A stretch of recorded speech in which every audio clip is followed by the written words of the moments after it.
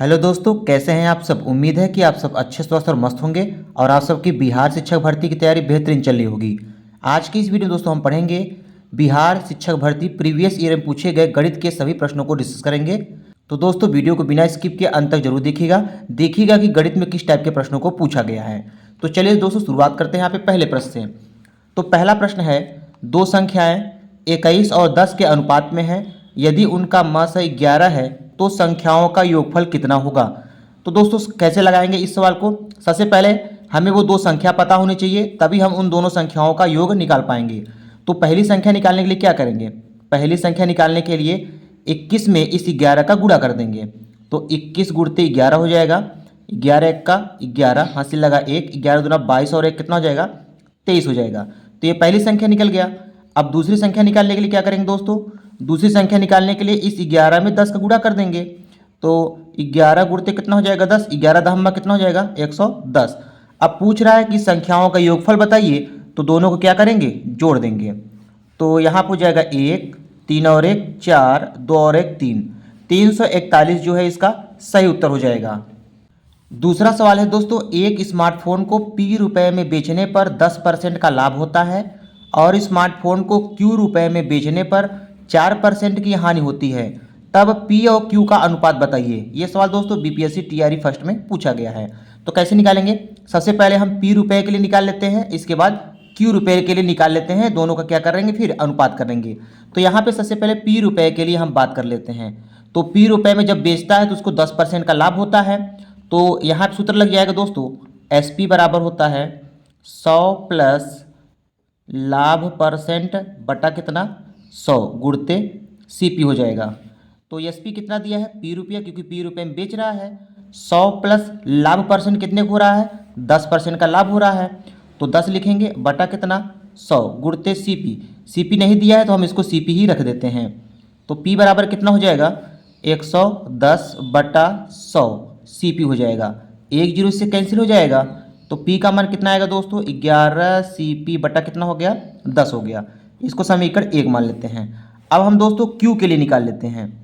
तो Q के लिए निकालेंगे तो अब क्या करता है, स्मार्टफोन को Q रुपये में बेचता है, तो सूत्र वही लगेगा SP बराबर 100। अब यहाँ पे हानि हो रही है दोस्तों, तो हानि के लिए यहाँ माइनस लग जाएगा, 100 माइनस हानि परसेंट बटा कितना 100 गुणते CP हो जाएगा। तो SP बराबर, SP यहाँ पे दिया है दोस्तों Q रुपया बराबर 100 माइनस 4% की हानि पर बेच रहा था, तो 4 बटा कितना 100 गुणते CP ऐसे ही लिखेंगे। तो Q बराबर हो जाएगा 100 में से 4 घटा देंगे दोस्तों कितना आएगा 96 बटा कितना हो जाएगा 100 और गुणते CP। अब दोनों का हमसे रेशियो पूछ रहा है, P और Q का रेशियो पूछ रहा है, तो लिखेंगे P अनुपाते Q। P का मान कितना आया था इतना 11 CP बटा कितना हो जाएगा 10 अनुपाते 96 CP बटा कितना हो जाएगा 100 हो जाएगा। CP कैंसिल हो जाएगा, 10 एक का 10, 10 दाम में 100 हो जाएगा। तो यहाँ क्या बचेगा दोस्तों 11 अनुपाते 96 बटा 10 बचेगा। अब इस 10 को हटाने के लिए क्या करेंगे दोस्तों, सब में अंश में 10 का गुणा कर देंगे। तो अंश में दोस्तों 10 का गुणा करेंगे तो कितना आएगा, तो यहाँ हो जाएगा 11 दहम्मा 110 हो जाएगा अनुपाते, यहाँ पे 10 का गुणा करेंगे दोस्तों 10 10 कट जाएगा तो बचेगा कितना 96 बचेगा। अब इसको और छोटा कर लेते हैं, 2 शिशु कैंसिल कर देंगे, 2 शिशु कैंसिल करेंगे कितनी बार जाएगा 2 पंचे 10 और 2 पंचे 10 अनुपाते, फिर इसको भी कैंसिल करेंगे, 2 चौका 8 हो जाएगा और 2 अठे 16। तो P और Q में अनुपात कितना आएगा दोस्तों 55 अनुपाते 48 आएगा। तो ये इसका सही उत्तर हो जाएगा। अगला सवाल है दोस्तों, दिए गए चित्र में कितने वर्ग हैं। ये चित्र दिया हुआ था दोस्तों, इसमें बताना था कितने वर्ग हैं। जब दोस्तों यहाँ पे पहले हम रो और कॉलम गिन लेते हैं, 1 2 3 4, इधर से भी गिन लेते हैं 1 2 3 4। तो इसमें दोस्तों रो और कॉलम क्या है बराबर हैं। जब दोस्तों चित्र में रो और कॉलम जो है बराबर हों तो वर्गों की संख्या निकालने के लिए क्या करेंगे, सभी संख्याओं का क्या कर देंगे वर्ग कर देंगे, वर्ग करके जोड़ देंगे, वही आंसर आ जाएगा। जैसे 1 का स्क्वायर कर देंगे प्लस 2 का स्क्वायर कर देंगे प्लस 3 का स्क्वायर कर देंगे प्लस 4 का स्क्वायर कर देंगे। अब इसी को हल कर लेते हैं। तो 1 का स्क्वायर दोस्तों कितना हो जाएगा 1, 2 का स्क्वायर 4 और 3 का स्क्वायर 9 और 4 का स्क्वायर कितना हो जाएगा 16।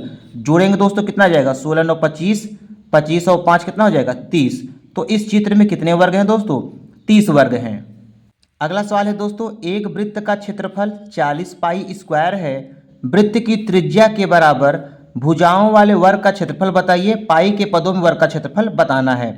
तो सबसे पहले दोस्तों हम वृत्त की त्रिज्या निकाल लेते हैं। तो वृत्त का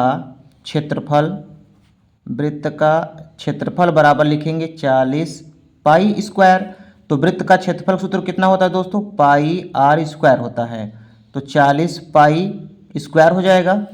तो दोस्तों यहाँ पे पाई से पाई कैंसिल हो जाएगा, तो आर स्क्वायर का मान कितना आएगा 40 पाई आ जाएगा। यदि आर का मान निकालें कितना आएगा, करड़ी में 40 पाई आ जाएगा। तो ये वृत्त की त्रिज्या हो गई। अब यहाँ पे ये दे रहा है कि जो वृत्त की त्रिज्या है वो वर्ग के भुजा के बराबर है। तो वृत्त की त्रिज्या और वर्ग की भुजा क्या है, बराबर है। तो वर्ग की भुजा बराबर त्रिज्या हो जाएगा। तो वर्ग की भुजा कितना मिलेगा, करड़ी में 40 पाई मिलेगा। अब वर्ग का क्षेत्रफल पूछ रहा है दोस्तों, तो वर्ग का क्षेत्रफल निकालने के लिए सूत्र होता है भुजा गुणते भुजा होता है। तो भुजा का मान कितना दिया है दोस्तों, यहाँ पे करड़ी में 40 पाई और गुणते यहाँ पर रखेंगे करड़ी में 40 पाई। अब दोस्तों दोनों का गुणा करेंगे कितना आएगा, केवल 40 पाई आएगा। ये किसका क्षेत्रफल हो गया दोस्तों, वर्ग का क्षेत्रफल आएगा 40 पाई। ये इसका सही उत्तर हो जाएगा। अगला सवाल है दोस्तों, कोड शब्द को 15, 16, 19, 91 के रूप में कोडित किया गया है और स्टेप को 18, 76, 91, 22 के रूप में कोडित किया गया है। फिर स्पॉट को किस रूप में कोडित किया गया है। तो यहाँ पे दोस्तों हम ये देख लेते हैं, CODE को यहाँ पे दो का पेयर बना देते हैं, दो का पेयर बना देते हैं। तो C का कोड 15 हो जाएगा, O का कोड 16, D का कोड 19 और E का कोड 91 हो जाएगा। इसी प्रकार से इसमें भी हम दो का पेयर बना देंगे। तो S का 18 हो जाएगा, T का 76 हो जाएगा, E का 91 हो जाएगा, P का 22 हो जाएगा। तो यहाँ पे पूछ रहा है स्पॉट का कोड क्या होगा, स्पॉट का कोड क्या होगा। तो दोस्तों यस का कोड क्या है, यहाँ पे देखिए यस का कोड क्या है 18 लिख देंगे। पी का कोड क्या है, पी का कोड दोस्तों यहाँ पे है पी और इसके लास्ट में है 22, तो पी का कोड 22 हो गया। ओ का कोड यहाँ से निकालेंगे, ओ का कोड यहाँ पे मिलेगा कितना 16 हो गया। और टी का कोड यहाँ मिलेगा दूसरे नंबर पर है 76 मिलेगा, 76 लिख दिया। ई का कोड क्या है दोस्तों, ई यहाँ पे है, तो ई का कोड यहाँ से मिलेगा 91। तो स्पॉट का कोड क्या होगा, ये होगा। ये इसका जो है सही उत्तर हो जाएगा दोस्तों। अगला सवाल देखते हैं दोस्तों, यदि समीकरण 3kx² - 25kx + k+8 = 0 के मूलों का गुणनफल 3 दिया है तो k का मान बताइए। तो ऐसे सवाल दोस्तों कैसे लगाएंगे, सबसे पहले हम इसकी तुलना करेंगे, द्विघात समीकरण से तुलना करेंगे। तो यहाँ लिख देते हैं ax² + bx + c = 0 से इसकी क्या करेंगे, तुलना करेंगे। तो दोस्तों a का मान यहाँ पे क्या मिल जाएगा, a का मान मिलेगा यहाँ पे 3k और b का मान कितना मिल जाएगा, यहाँ पे b का मान मिलेगा दोस्तों -25k मिल जाएगा। और c का मान क्या मिलेगा, k+8 मिलेगा। तो ये c का मान हो गया k+8 हो गया। अब यहाँ पे दिया है मूलों का गुणनफल दिया है कितना 3, तो मूलों का सूत्र लगाएंगे दोस्तों, मूलों का गुणनफल बराबर होता है c/a होता है। और मूलों का गुणनफल दिया है 3, इसके नीचे लिखेंगे 3 बराबर c का मान रखेंगे k+8 बटे a का मान कितना दिया है दोस्तों, यहाँ पे 3k दिया है। अब गुणा करेंगे 3 त्रिक का 9k बराबर k+8 हो जाएगा। पंचांतर करेंगे 9k - 1k बराबर 8 हो जाएगा। तो 9k में से 1k घटाएंगे तो 8k आएगा बराबर 8, 8 से 8 कैंसिल हो जाएगा। तो दोस्तों k का मान कितना आएगा, 1 आएगा। 1 जो है इसका सही उत्तर हो जाएगा। अगला सवाल है दोस्तों, log 32 का मान बताना है जिसमें बेस दिया है करड़ी में 2। तो ऐसे सवालों को दोस्तों कैसे लगाएंगे, सबसे पहले हम यहाँ क्या करते हैं, log यहाँ पे बेस में दिया है करड़ी में 2। अब इस 32 को पहले क्या लिख सकते हैं दोस्तों, देखिएगा अगर हम 32 का अभाज्य गुणनखंड करेंगे तो ये हो जाएगा 2 पे घाते कितना हो जाएगा 5 हो जाएगा।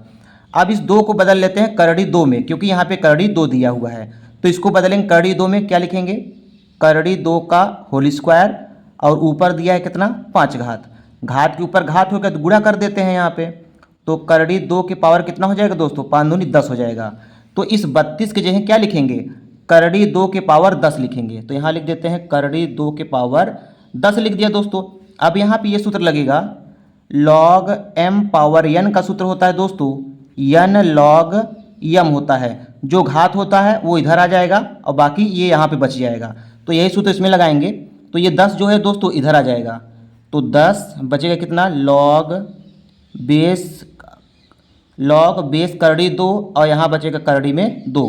यहाँ पे दोस्तों यहाँ पे ये सूत्र लगेगा कि log a और a का मान हमेशा कितना होता है, 1 होता है। जब ये वाला मान और ये वाला मान बराबर हो तो उसका मान हमेशा 1 होता है। तो 10 गुणते इस पूरे का मान कितना हो जाएगा, 1। तो यहाँ लिखेंगे 1। तो 10 1 का कितना हो जाएगा, 10 इसका जो है सही उत्तर हो जाएगा। अगला सवाल है दोस्तों, यदि a प्लस बी प्लस सी का मान 0 दिया है तो इसका मान बताना है। कैसे लगाएंगे दोस्तों, सबसे पहले इसको लिख लेते हैं, a स्क्वायर बटे B C plus B square बटा सी ए प्लस सी स्क्वायर बटा कितना, ए बी। अब यहाँ पे हम लघुत्तम ले लेते हैं। तो B C C A B का लघुत्तम लेंगे दोस्तों, ये हो जाएगा ए बी सी।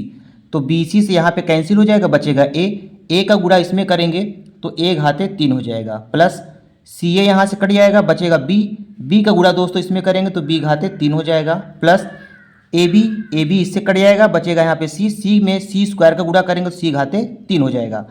अब दोस्तों यहाँ पे हम ये जानते हैं, यहाँ पे जो ये कंडीशन दिया है इस कंडीशन का प्रयोग इसमें होगा जब a plus B plus C बराबर 0 दिया हो। तब क्या होता है, A cube plus B cube plus C cube का मान होता है 3abc होता है। तो दोस्तों इसी की जगह हम इसका मान रखेंगे। तो यहाँ पर रखेंगे 3abc बटा क्या हो जाएगा, abc। तो abc से abc कैंसिल हो जाएगा, बचेगा कितना, 3। तो इसका उत्तर कितना आएगा दोस्तों, 3 आएगा। 3 इसका सही उत्तर हो जाएगा। अगला सवाल देखते हैं दोस्तों, 2 अंकों की एक संख्या के अंकों का गुणनफल 36 है।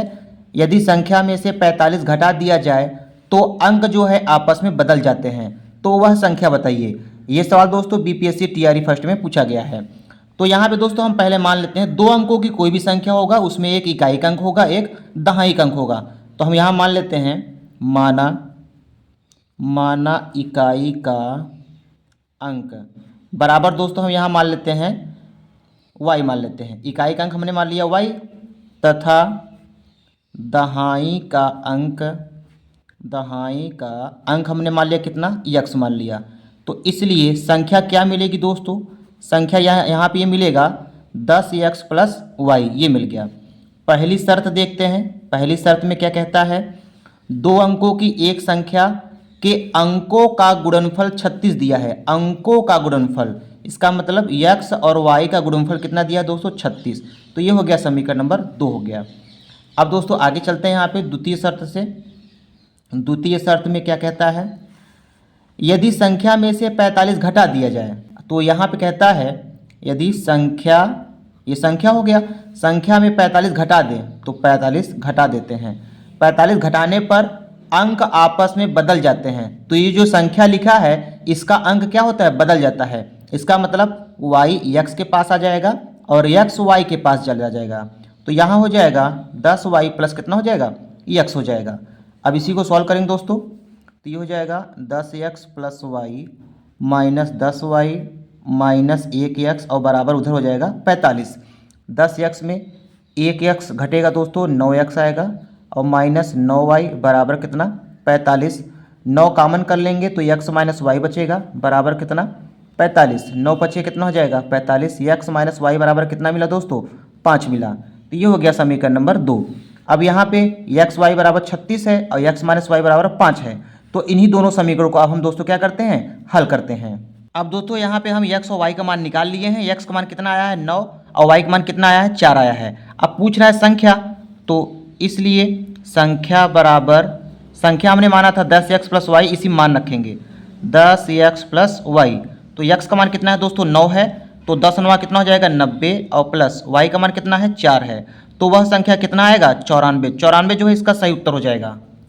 अगला सवाल देखते हैं दोस्तों, 1 सहित 3/16 और उसके व्युत्क्रम का अंतर बताइए। कैसे लगाएंगे दोस्तों, यहाँ पर देखिएगा ये जो संख्या दिया है ना, इसको पहले हम साधारण भिन्न में बदल लेते हैं।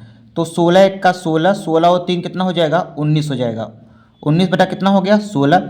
अब इसका व्युत्क्रम करेंगे कितना होगा, इसका व्युत्क्रम कितना होगा दोस्तों, 16 बटा कितना हो जाएगा 19। अब कहता है कि अंतर बताइए, तो अंतर माने घटाना चिन्ह लगा देंगे। अब इसी को सॉल्व करेंगे। 16 और 19 का दोस्तों लघुत्तम लेंगे, कितना आएगा 304 आ जाएगा।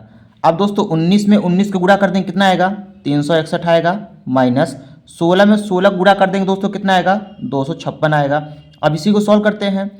11 में से 6 जाए दोस्तों, कितना आएगा 5 आएगा।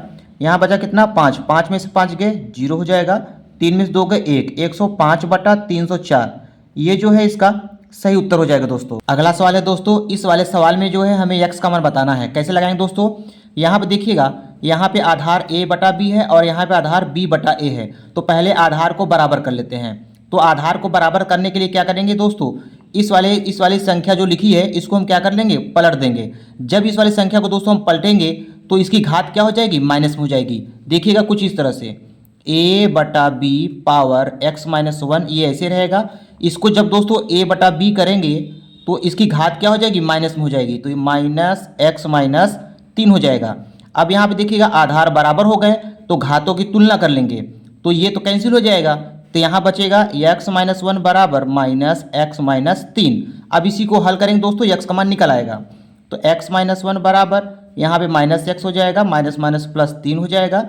x दोस्तों इधर माइनस में है, इधर आएगा तो प्लस हो जाएगा। तो x प्लस x बराबर 3, माइनस 1 इधर जाएगा तो प्लस 1। तो दोस्तों 1x कितना हो जाएगा 2x बराबर 3 और 1 कितना हो जाएगा 4। x का मान निकालेंगे तो 2 1 का 2, 2 दूनी 4। तो x का मान कितना आएगा दोस्तों 2 आएगा। 2 इसका सही उत्तर हो जाएगा। अगला सवाल है दोस्तों, एक फल विक्रेता के पास कुछ सेब थे, वह 40% सेब जो है बेच देता है और उसके पास अभी भी 420 सेब बचे हुए हैं। मूलतः उसके पास कुल कितने सेब थे। यहाँ पे दोस्तों मान लेते हैं कुल सेब जो है 100% सेब उसके पास था। अब क्या कर दिया, इसमें से 40% सेब जो है बेच दिया। 40% जब बेच दिया तो कितना परसेंट सेब बचेगा दोस्तों, 60% इसके पास सेब बचा है और बचा वाली संख्या का मान दिया है कितना 420। तो इसके बराबर लिख लेंगे कितना 420। अब क्या करेंगे, x का 60% बराबर कितना लिखेंगे 420। यहाँ पे दोस्तों x क्या है, कुल सेबों की संख्या है।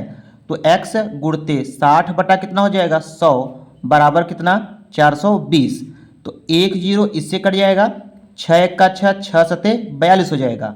तो x का मान कितना आएगा दोस्तों 100 गुणते 7, 100 में 7 गुणा करें कितना आएगा 700।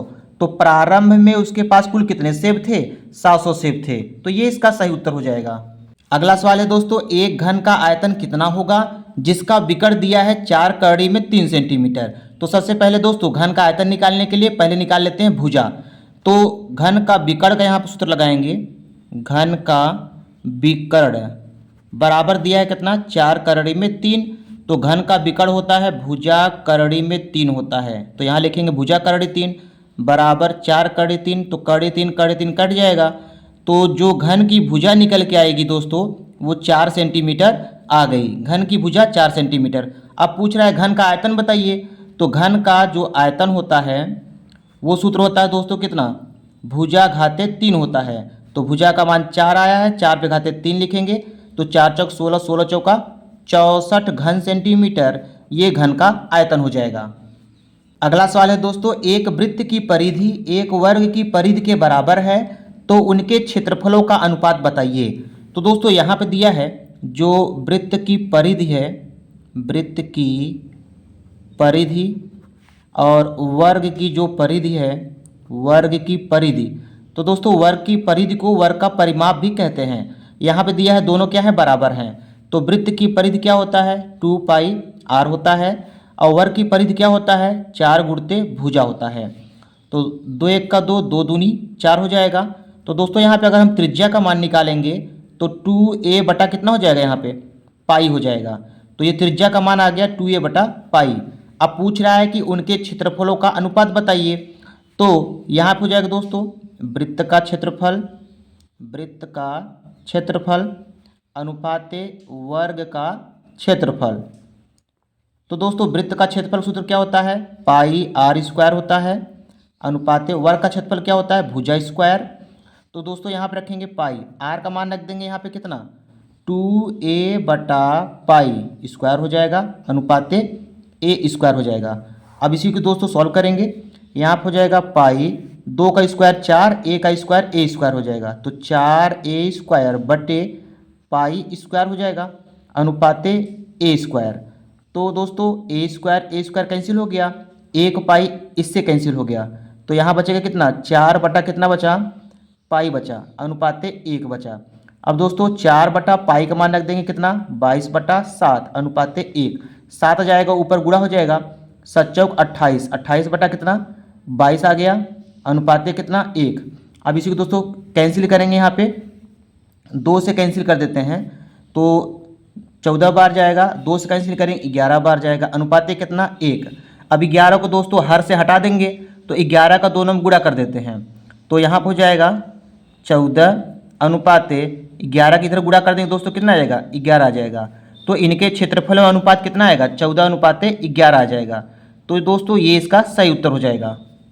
अगला सवाल है दोस्तों, समीकरण x² - 4 = 0 का मूल बताइए। ये सवाल देखिए दोस्तों बहुत सरल है, बीपीएससी TRE 2 में पूछ लिया है।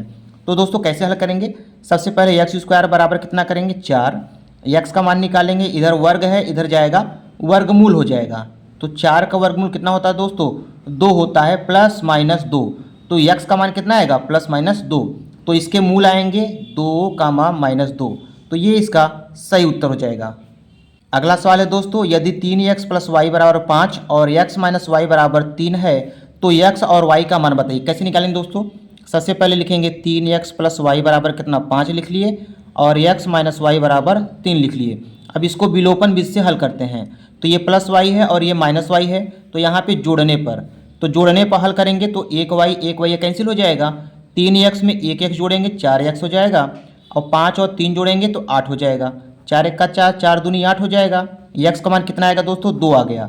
अब y का मान निकालना है तो x का मान चाहे हम इस समीकरण में रखें चाहे इस समीकरण में रखें, दोनों से मान बराबर आएगा, तो x - y बराबर 3, इसी में x का मान दोस्तों हम रख देते हैं, तो x का मान 2 - y बराबर 3 हो जाएगा, तो -y बराबर 3 +2 इधर जाएगा तो -2 हो जाएगा, तो -y बराबर कितना आएगा 1 आएगा, तो y का मान निकालेंगे दोस्तों कितना आएगा -1, तो x का मान 2 आया और y का मान -1 आया, तो ये इसका दोस्तों सही उत्तर हो जाएगा।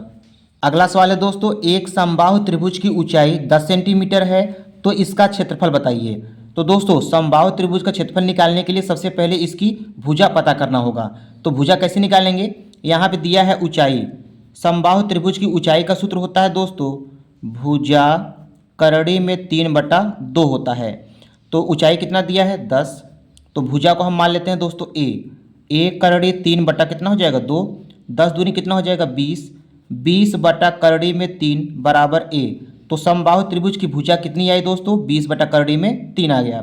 अब हमसे पूछ रहा है इसका क्षेत्रफल, तो समबाहु त्रिभुज का जो क्षेत्रफल का सूत्र होता है दोस्तों वो करड़ी में 3/4 गुणते भुजा स्क्वायर होता है, तो करड़ी में 3/4 गुणते भुजा का मान दिया है 20 बटा करड़ी में 3 का होल स्क्वायर हो जाएगा, तो करड़ी में 3/4 गुणते 20 का स्क्वायर करेंगे दोस्तों कितना आएगा 400 और करड़ी 3 का स्क्वायर करेंगे कितना आएगा 3 आएगा, तो 4 से इसको कैंसिल करेंगे 100 बार जाएगा और करड़ी 3 को इसको कैंसिल करेंगे तो करड़ी 3 बार ये जाएगा, तो कितना आएगा 100 बटा करड़ी में 3 वर्ग सेंटीमीटर, तो ये समबाहु त्रिभुज का क्षेत्रफल हो जाएगा।